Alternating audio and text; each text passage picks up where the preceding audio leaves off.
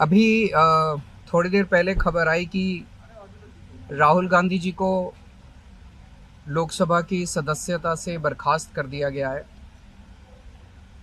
जिस तरह से उन्हें उस मानहानि केस में फंसाया गया, मैक्सिमम सज़ा दी गई और 24 घंटे के अंदर उनकी लोकसभा की सदस्यता बर्खास्त कर दी गई,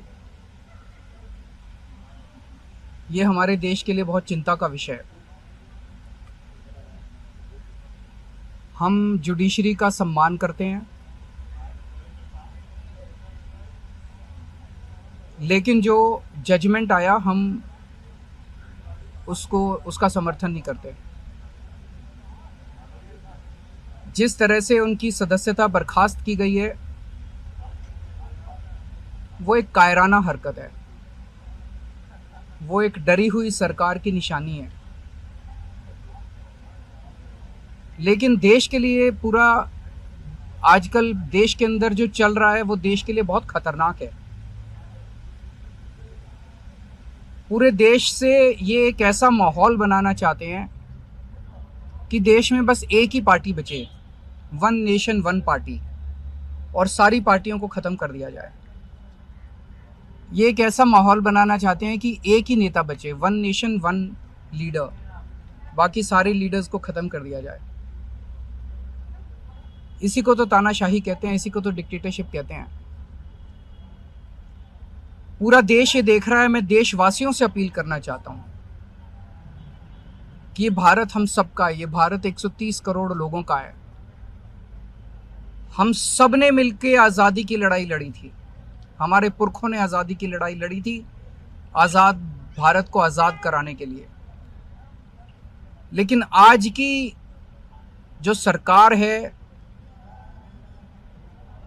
प्रधानमंत्री नरेंद्र मोदी जी के नेतृत्व में, इस सरकार का स्वरूप अंग्रेजों की सरकार से भी बहुत ज्यादा खौफनाक और खतरनाक है। अब लोगों को सामने आना पड़ेगा, लोगों को सामने आके इसके खिलाफ लड़ाई लड़नी पड़ेगी। अगर हमने भारत को बचाना है तो 130 करोड़ लोगों को एक साथ इकट्ठे होके इस लड़ाई में शामिल होना पड़ेगा। सरकार किसी की बने, कल को सरकार चाहे इसकी बने चाहे उसकी बने, इस पार्टी की बने उस पार्टी की बने, वो ज़रूरी नहीं है। लेकिन जिस तरह से जनतंत्र के ऊपर हमला किया जा रहा है वो सही नहीं है। अगर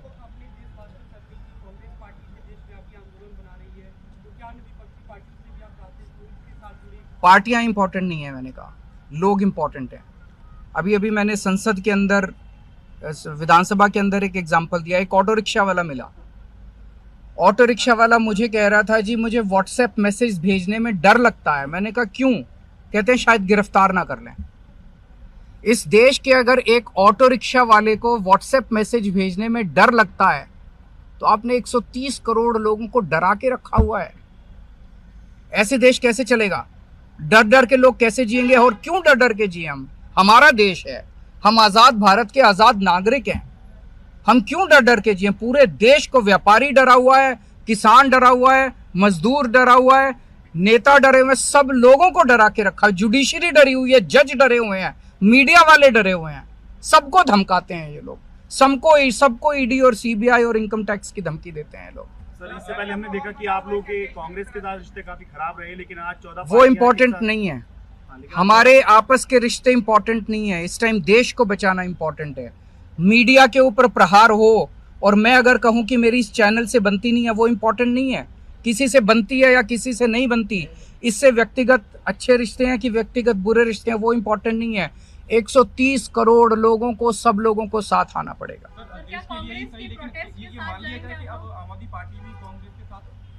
सारे लोगों को साथ आना पड़ेगा। ये लड़ाई राहुल गांधी की लड़ाई नहीं है, ये लड़ाई कांग्रेस की लड़ाई नहीं है, ये लड़ाई इस देश को बचाने की लड़ाई है।